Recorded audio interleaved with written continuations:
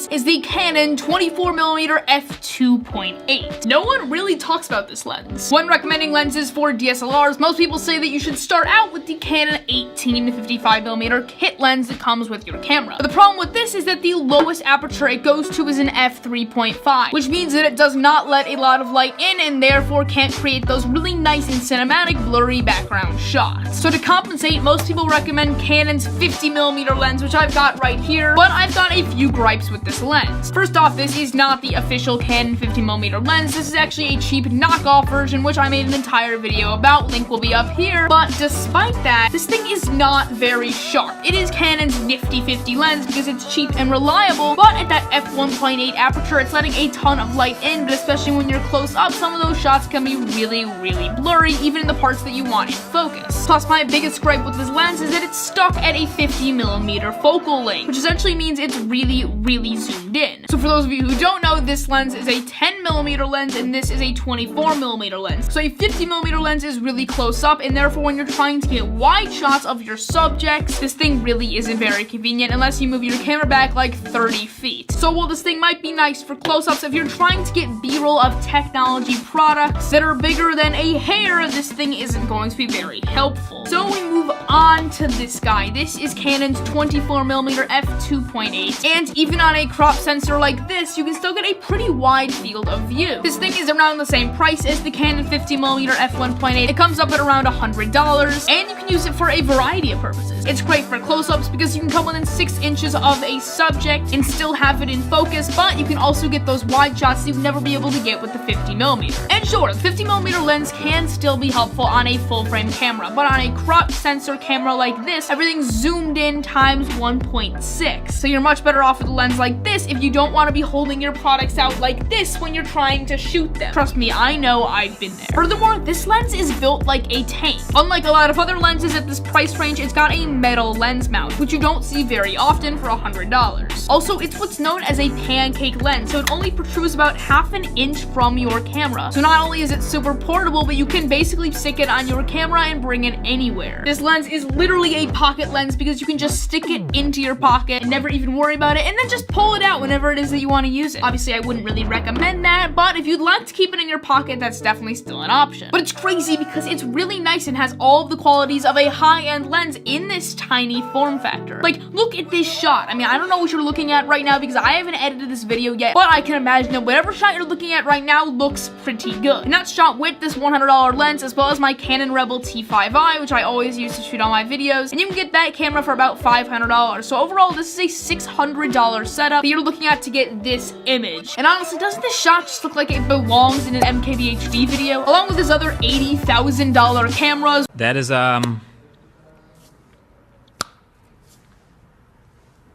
But nevertheless, in the end, I preach for this lens. I absolutely love it, and I definitely recommend it to anyone who's making YouTube videos or even just making film. You can get some nice portraits with this as far as photography. You can also get that close-up of the flower. But finally, before I go, I just have to let you know that I shot all of the audio for this video with a brand new microphone that's just off camera. It's the Rode VideoMic Pro, which is upgraded from my old Rode VideoMic Go. So let me know in the comment section down below if you hear a difference in the audio quality of this video compared to the videos I've done in the past. Yeah, I will see you guys next time. I'm Jack. Peace.